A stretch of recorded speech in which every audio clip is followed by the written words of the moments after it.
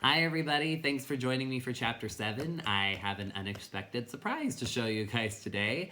I got a little surprise in the mail today. Look! I've got my own copy of the book again!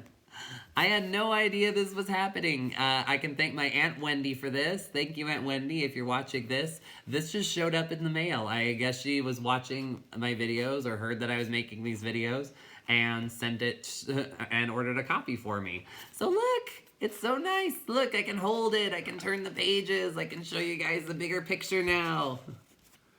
Check that out. It's way better. This is going to be so much easier than reading this off my phone. So this looks like a picture of what Atreyu just found on the other side of the No Key Gate. Remember in the last chapter, he passed through all 3 gates, and in going through the Magic Mirror Gate, something weird happened. He lost all of his memory. He has no idea who he is, what he's doing there. He's like a little newborn baby again, just totally blank up here. And then he passed into a new area that looks kind of like this.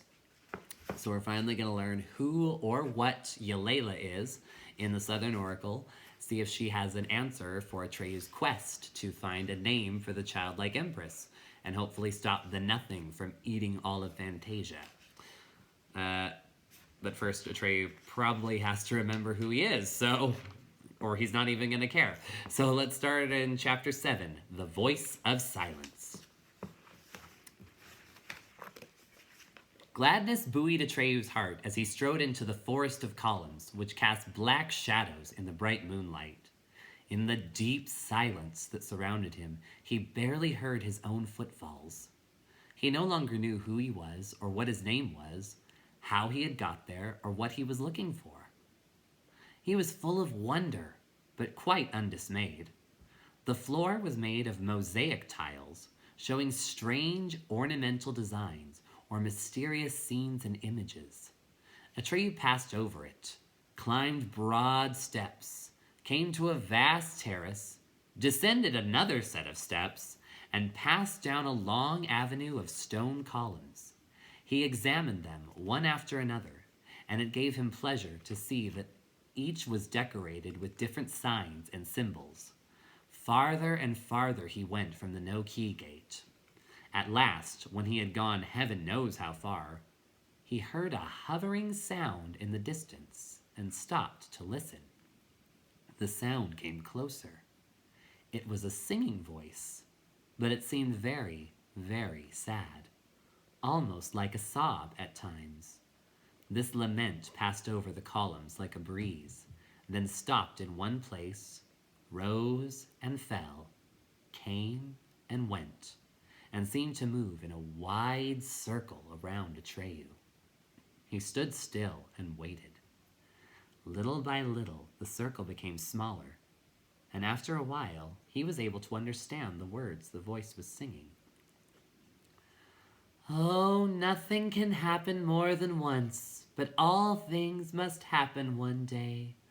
Over hill and dale, over wood and stream, my dying voice will blow away. Atreyu turned in the direction of the voice, which darted fitfully among the columns, but he could see no one. Who are you? He cried. The voice came back to him like an echo. Who are you? Atreyu pondered. Who am I? He murmured. I don't know. I have a feeling I once knew. But does it matter? The singing voice answered. If questions you would ask of me, you must speak in poetry. For rhymeless talk that strikes my ear, I cannot hear, I cannot hear. Atreyu hadn't much practice in rhyming. This would be a difficult conversation, he thought, if the voice only understood poetry. He racked his brains for a while. Then he came out with, I hope it isn't going too far, but could you tell me who you are? This time the voice answered at once. I hear you now, your words are clear. I understand as well as hear. And then, coming from a different direction, it sang, I thank you, friend, for your goodwill. I'm glad that you have come to me. I am Yelena, the voice of silence. in the palace of deep mystery. Atreyu noticed that the voice rose and fell, but was never wholly silent. Even when it sang no words, or when he was speaking, a sound hovered in the air. For a time it seemed to stand still, then it moved slowly away from him. He ran after it and asked, "Oh, Yalela, tell me where you're hid. I cannot see you, and so wish I did." Passing him by, the voice breathed into his ear, "Never has anyone seen me, never do I appear. You will never see me, and yet I am here." "Then you're invisible?" he asked, but when no answer came, he remembered that he had to speak in rhyme, and asked, "Have you no body? Is that what you mean? Or is it only that you can't be seen?"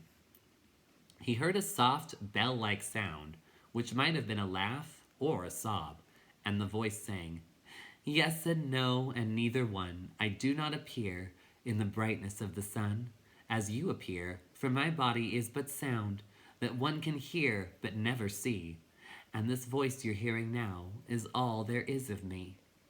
In amazement, Atreyu followed the sound this way and that through the forest of columns. It took him some time to get a new question ready. "Do I understand you right? Your body is this melody? But what if you should cease to sing? Would you cease to be?" The answer came to him from very near. "Once my song is ended, what comes to others soon or late, when their bodies pass away, will also be my fate. My life will last the time of my song, but that will not be long." Now it seemed certain that the voice was sobbing, and Atreyu, who could not understand why, hastened to ask, "Why are you so sad? Why are you crying? You sound so young. Why speak of dying?" And the voice came back like an echo. "I am only a song of lament. The wind will blow me away. But tell me now why you were sent. What have you come to say?" The voice died away among the columns, and Atreyu turned in all directions, trying to pick it up again. For a little while he heard nothing. Then, starting in the distance, the voice came quickly closer. It sounded almost impatient. "Yalela is answer. Answers on questions feed. So ask me what you've come to ask, for questions are her need." Atreyu cried out, "Then help me, Yalela. Tell me why you sing a plaint as if you soon must die." And the voice sang, "The childlike empress is sick, and with her Fantasia will die. The nothing will swallow this place. It will perish, and so will I. We shall vanish into the nowhere, and never, as though we had never been. The empress needs a new name to make her well again." Atreyu pleaded, "Oh, tell me, Yalela, oh, tell me, who can give the childlike empress the name which alone will let her live?" The voice replied, "Listen and listen well to the truth I have to tell. Though your spirit may be blind to the sense of what I say, print my words upon your mind before you go away.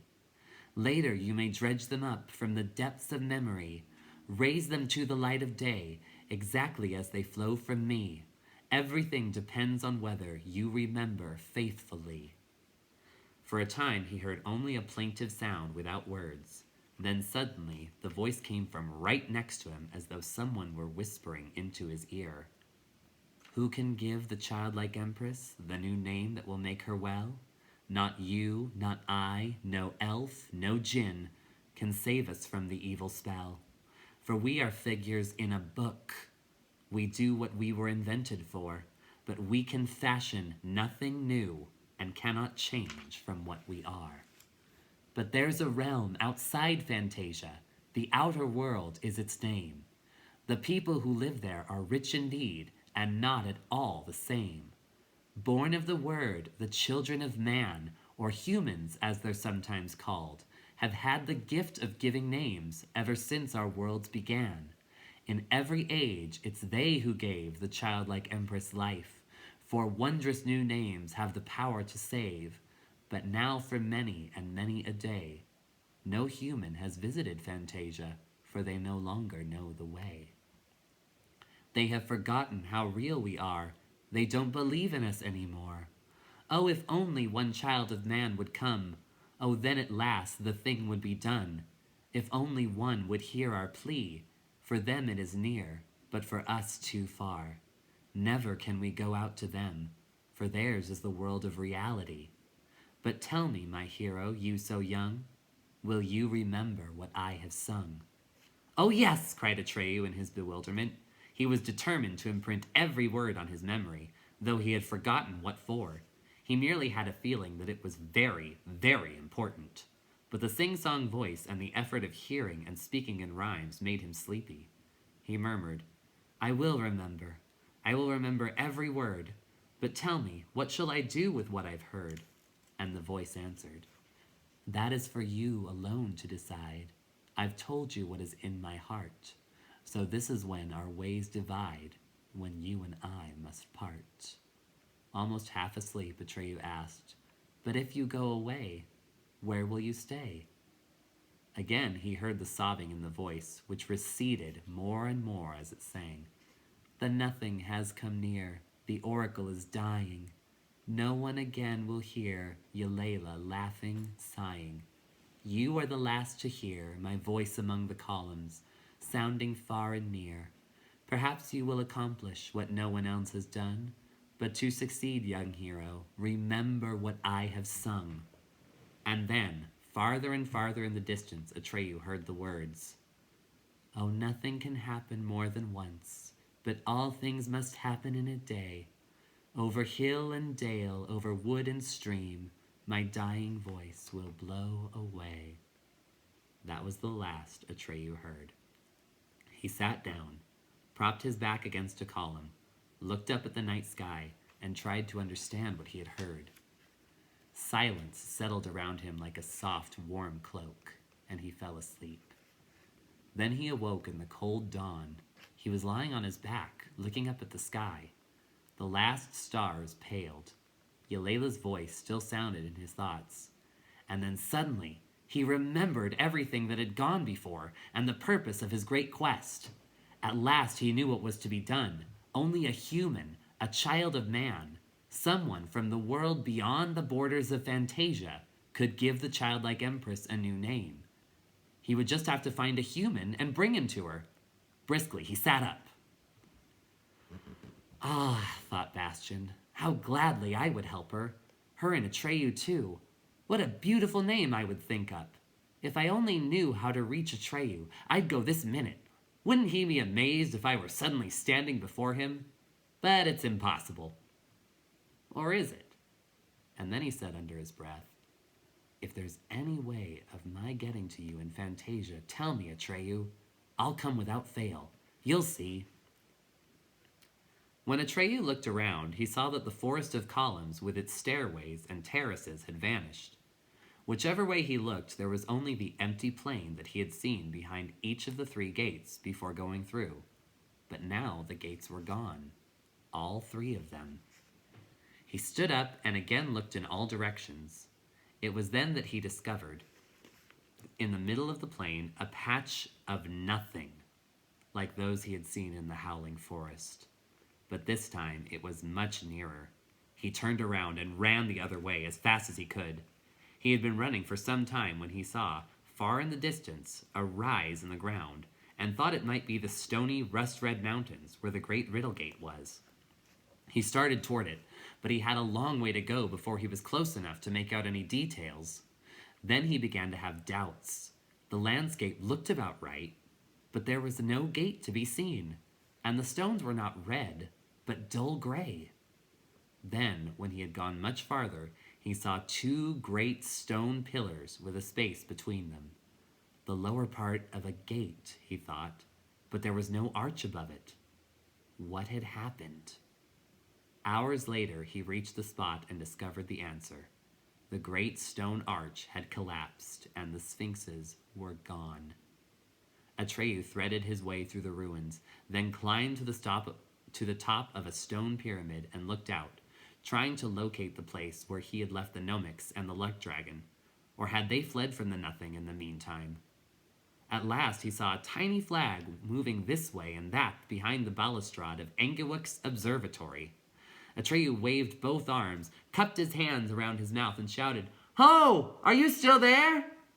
The sound of his voice had hardly died away when a pearly white luck dragon rose from the hollow where the gnomes had their cave and flew through the air with lazy, sinuous movements. He must have been feeling playful, for now and then he turned over on his back and looped the loop so fast that he looked like a burst of white flame. And then he landed not far from the pyramid where Atreyu was standing.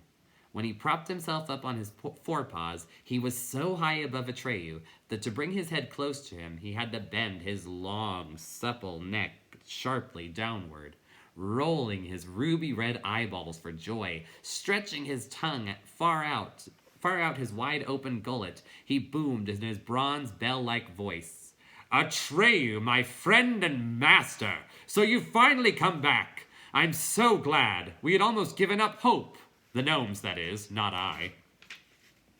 "I'm glad too," said Atreyu. "But what has happened in this one night?" "One night?" cried Falkor. "Do you think it's been only one night? You're in for a surprise. Climb on, I'll carry you." Atreyu swung himself up on the enormous animal's back. It was his first time aboard a luck dragon, and though he had ridden wild horses and was anything but timid, this first short ride through the air took his breath away. He clung fast to Falkor's mane, and Falkor called back with a resounding laugh. You'll just have to get used to it." "At least," Atreyu called back, gasping for air, "you seem to be well again." "Pretty near," said the dragon. "Not quite." Then they landed outside the gnome's cave, and there in the entrance were Engiwook and Urgel waiting for them. Engiwook's tongue went right to work. "What have you seen and done? Tell us all about it. Those gates, for instance, do they bear out my theories? And who or what is Yelena?" Urgel cut him off. "That'll do. Let the boy eat and drink. What do you think I've cooked and baked for? Plenty of time later for your idle curiosity." Atreyu climbed down off the dragon's back and exchanged greetings with the gnomes. Again, the little table was set with all sorts of delicacies and a steaming pot of herb tea. The clock in the belfry struck 5. Bastian thought sadly of the 2 chocolate nut bars that he kept in his bedside table at home in case he should be hungry at night. If he had suspected that he would never go back there, he would have brought them along as an iron ration. But it was too late to think of that now. Falkor stretched out in the little gully in such a way that his huge head was near Atreyu and he could hear everything. "Just imagine," he said, "my friend and master thinks he was gone for only one night." "Was it longer?" Atreyu asked. 7 days and 7 nights, said Falkor. "Look, my wounds are almost healed." Then, for the first time, Atreyu noticed that his own wound, too, was healed. The herb dressing had fallen off. He was amazed. "How can it be? I passed through 3 magic gates. I talked with Yelena, then I fell asleep. But I can't possibly have slept that long." "Space and time," said Engiwook, "must be different in there. Anyway, no one has ever stayed in the Oracle as long as you. What happened? Are you finally going to speak?" "First," said Atreyu, "I'd like to know what has happened here." "You can see for yourself," said Engiwook. "The colors are all fading. Everything is getting more and more unreal. The great Riddlegate isn't there anymore. It looks as if the Nothing were taking over." "What about the Sphinxes? Where have they gone? Did they fly away? Did you see them go?" "We saw nothing," Engiwook lamented. "We hoped you could tell us something. Suddenly the stone gate was in ruins, but none of us saw or heard a thing. I even went over and examined the wreckage. And do you know what I found? The fragments are as old as the hills and overgrown with grey moss, as if they had been lying there for hundreds of years, as if the great Riddlegate had never existed." "It was there, though," said Atreyu under his breath, "because I went through it. And then I went through the Magic Mirror Gate and the No-Key Gate." And then Atreyu reported everything that had happened to him. Now he remembered every last detail. As Atreyu told them his story, Engiwook, who at first had impatiently demanded further information, became more and more subdued. And when Atreyu repeated almost word for word what Yelena had told him, the gnome said nothing at all. His shriveled little face had taken on a look of deepest gloom. "Well," said Atreyu in conclusion, "now you know the secret. Yalela is just a voice. She can only be heard. She is where she sings. For a time, Engawuk was silent. When he spoke, his voice was husky. You mean she was? Yes, said Atreyu. She herself said no one else would ever hear her speak. I was the last. 2 little tears flowed down Engawuk's wrinkled cheeks. All for nothing, he croaked. My whole life work, all my research, my year-long observations.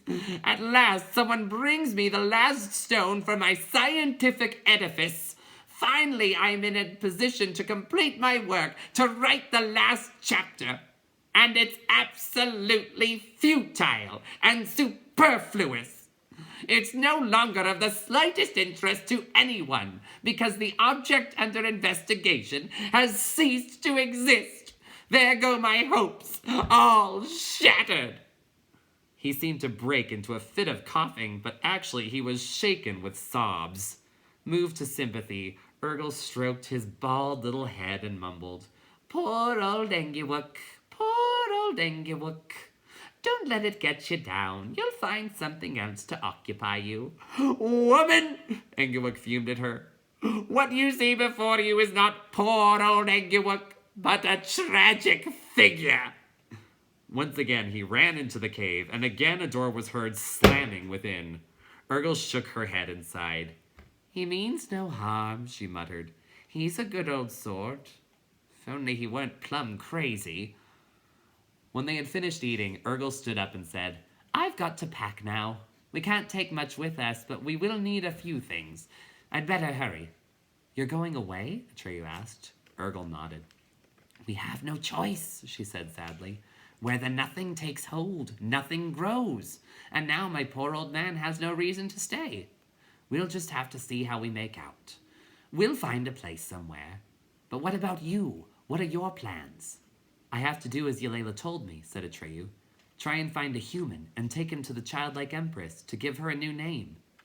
Where will you look for this human? Urgle asked. I don't know, said Atreyu.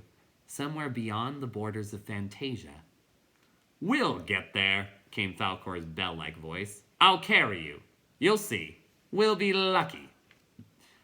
In that case, Urgle grunted, you'd better get started. Maybe we could give you a lift, Atreyu suggested, for part of the way. That's all I need, said Urgle. You won't catch me gallivanting around in the air. A self-respecting gnome keeps her feet on the ground. Besides, you mustn't let us delay you. You have more important things to do. For us all. But I want to show my gratitude, said Atreyu. The best way of doing that is to get started and stop frittering the time away with useless jibber-jabber. She's got something there, said Falcor. Let's go, Atreyu. Atreyu swung himself up on the luck dragon's back.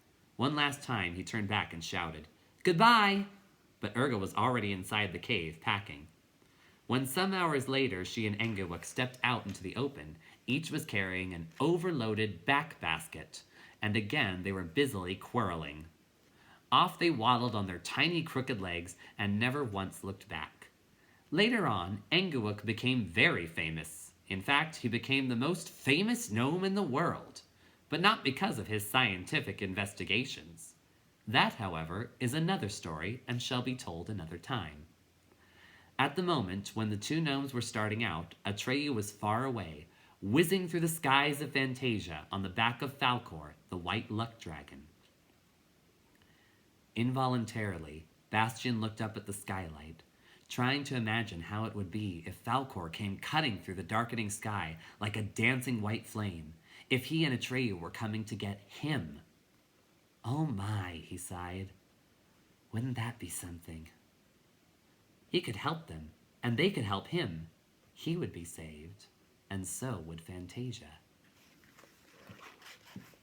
Okay, that's it for Chapter 7. Thank you again, Aunt Wendy, for sending this awesome book. I am so happy to have a book to hold in my hands again. I hope you guys are enjoying the videos, and stay safe and stay sane in the middle of all that's going on right now. See you next time.